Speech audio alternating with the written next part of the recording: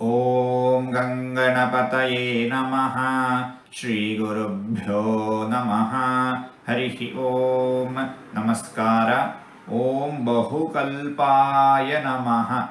ಭಗವಂತ ಎಲ್ಲ ಕಾಲದಲ್ಲೂ ಇದ್ದೇ ಇರುತ್ತಾನೆ. ಅನಂತ ಯುಗಗಳು ಅನಂತ ಕಲ್ಪಗಳು ಕಳೆದರೂ ಭಗವಂತ ಇದ್ದೇ ಇರುತ್ತಾನೆ. ಎಲ್ಲರಿಗೂ ಎಲ್ಲಕ್ಕೂ ಒಡೆಯನು ಭಗವಂತ. ಸರ್ವರ ನಿಯಾಮಕನು ಭಗವಂತ.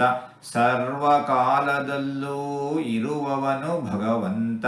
ಇಂತಹ ಭಗವಂತನನ್ನು ಬಹುಕಲ್ಪಾಯ ನಮಃ ಎಂಬುದಾಗಿ ವಿದ್ವಾಂಸರು ವರ್ಣಿಸುತ್ತಾ ಇದ್ದಾರೆ.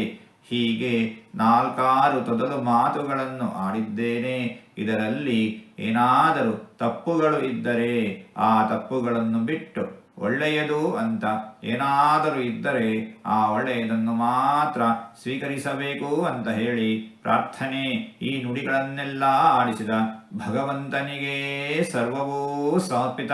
ಸರ್ವಂ ಶ್ರೀಕೃಷ್ಣಾರ್ಪಣಮಸ್ತು.